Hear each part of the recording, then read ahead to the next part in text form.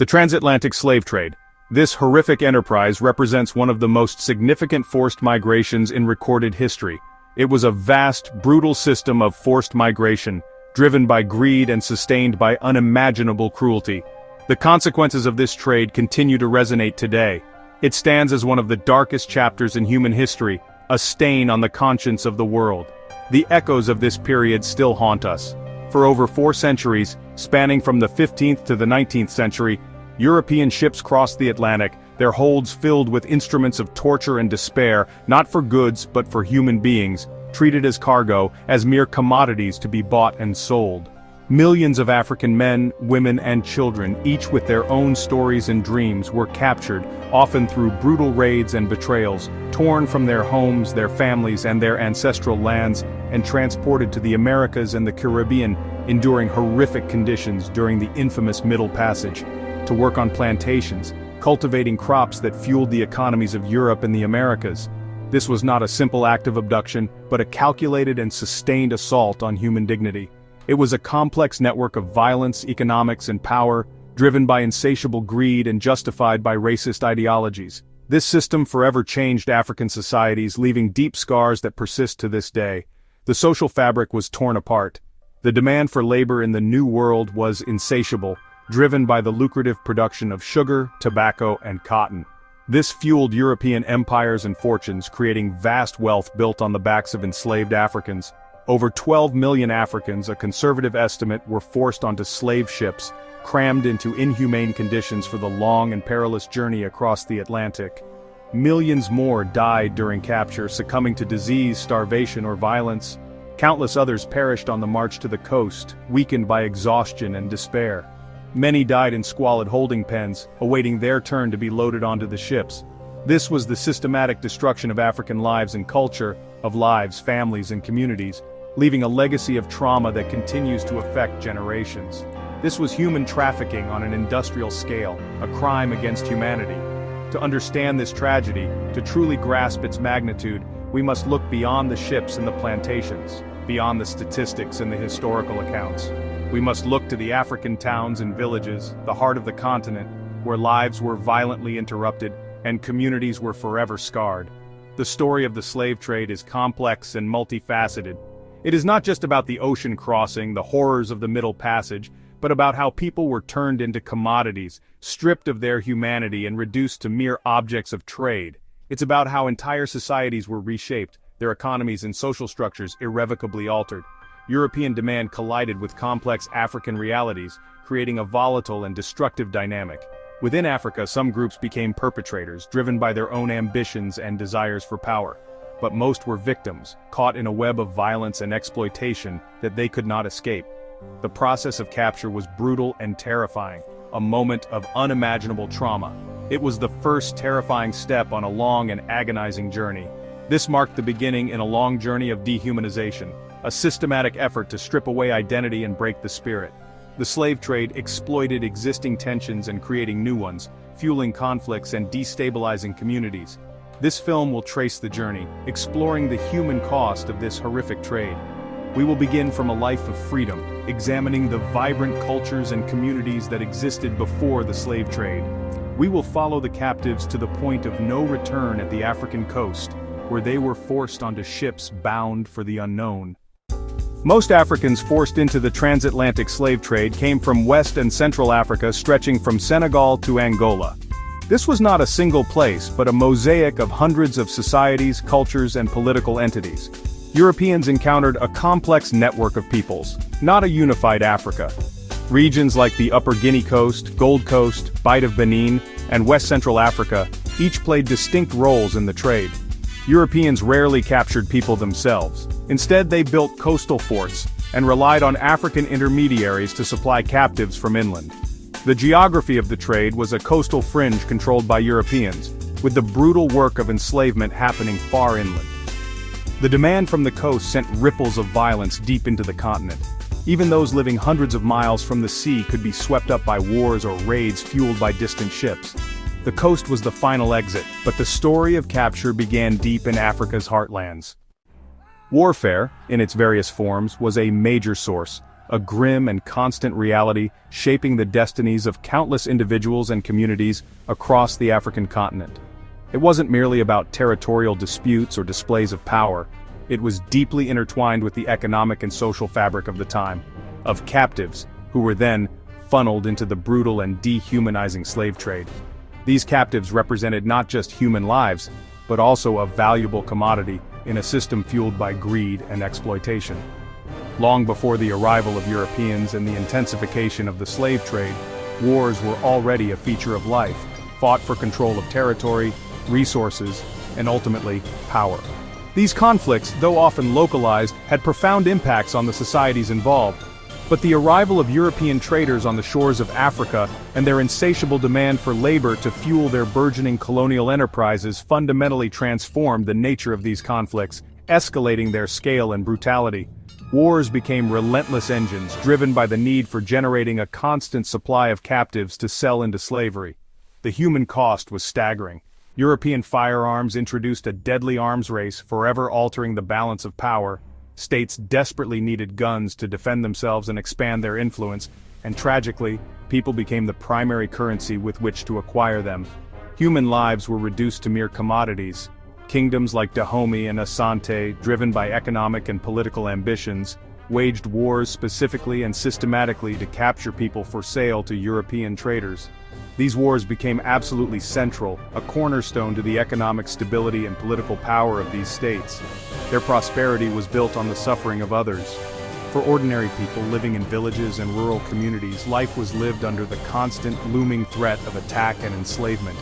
Fear became a daily companion.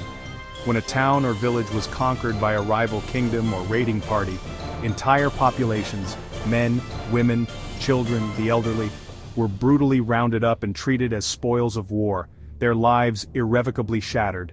The moment of capture was a scene of utter chaos and unimaginable terror, a moment that would forever haunt the survivors. Captives were cruelly bound, their hands and feet shackled, and they were forced on brutal and agonizing journeys, far away from their homes, their families, and everything they had ever known. War, fueled and amplified by the insatiable European demand for slaves and the influx of deadly weaponry, became the primary and most devastating engine of enslavement, driving a cycle of violence and despair.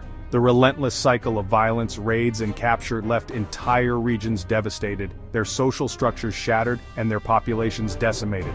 The wealth, power, and influence of powerful kingdoms and rulers became inextricably tied to their ability to wage war, capture slaves, and supply the ever-growing demands of the transatlantic slave trade.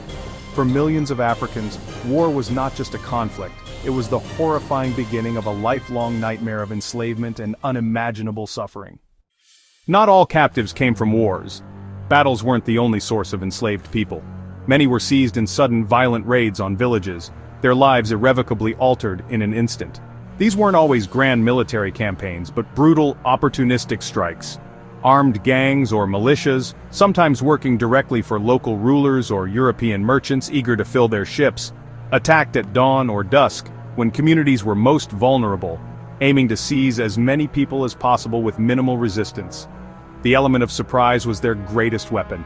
Homes were deliberately set ablaze, creating chaos and panic, families scattered in desperate attempts to escape the inferno, their lives and livelihoods reduced to ashes, and anyone who resisted, anyone who dared to defend their family or their home, was met with swift and merciless violence, often killed on the spot. Survivors, often traumatized and grieving, were bound with ropes or crude restraints and marched toward the coast, a journey into an unknown and terrifying future. Their lives, their identities, their very sense of self, changed in minutes, stolen by the greed of others. Kidnapping was not an isolated incident, but a constant, looming threat. It cast a long shadow over daily life. Even a simple task like a child fetching water from the well, or a farmer working diligently in the fields to provide for their family, could be ambushed and taken, vanished without a trace. This pervasive danger created a climate of fear and deep suspicion, poisoning relationships and eroding the bonds of community. It eroded trust, not only within families but also between neighboring communities, fostering an environment of paranoia and uncertainty. The very social fabric of these societies was frayed, weakened by the ever-present threat of abduction and the constant fear of betrayal.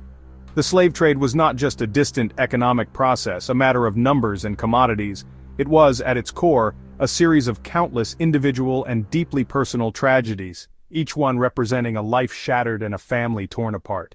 Kidnappers were often local individuals, sometimes even members of the same community, driven by the promise of wealth or the desperation of poverty, turning the theft of human lives into a grim and brutal business transaction. The insidious logic of the trade, the lure of profit, seeped into and corrupted every level of society, from the highest rulers to the most vulnerable individuals. For many, the constant, gnawing terror of everyday life, the fear of abduction and enslavement, was just as devastating, if not more so, than the open violence of war.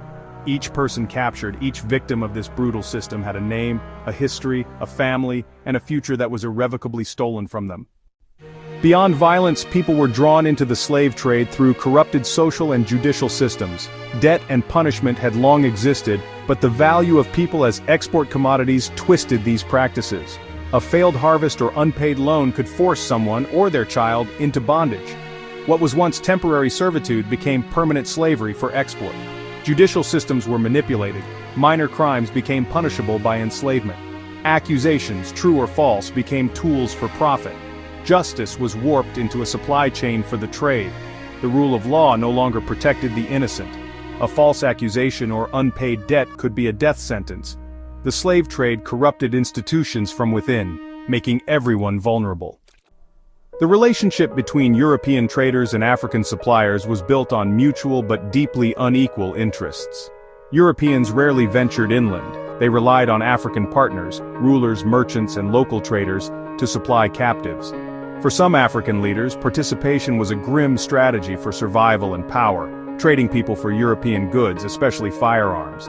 These leaders became gatekeepers, controlling the flow of captives to the coast. But the demand, the economic system, and the weapons all came from Europe.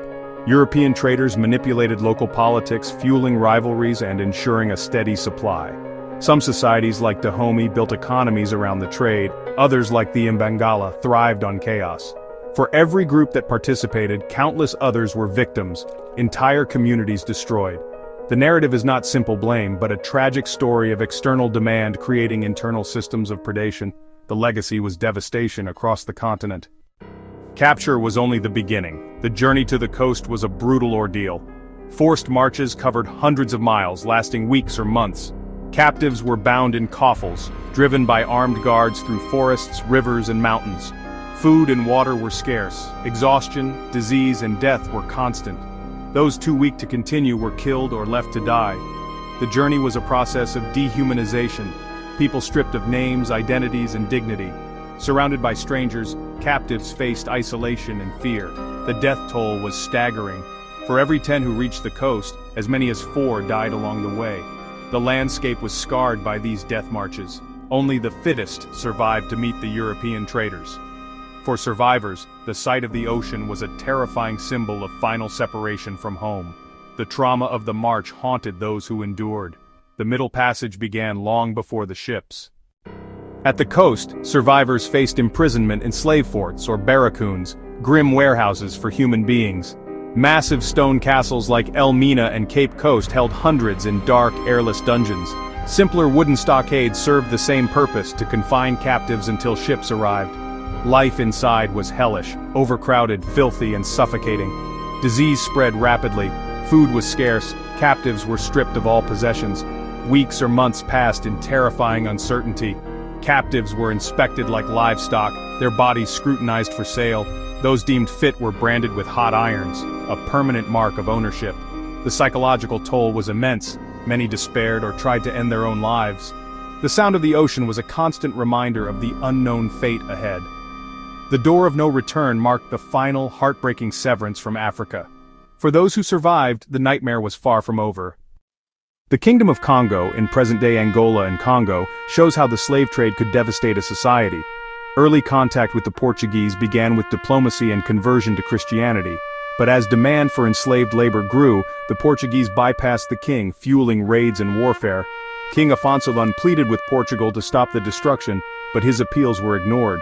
The kingdom was torn apart by violence, civil war, and depopulation. By the 17th century, West Central Africa became the largest source of captives for the trade. Congo's tragic story illustrates how even strong states were destroyed by the insatiable demands of the slave trade. The methods of capture, war, raids, judicial corruption were systematic and devastating. European demand created a market supplied by African rulers and merchants, often for survival or profit. The impact was catastrophic. Millions lost, regions depopulated and societies destabilized. Violence and mistrust shattered communities.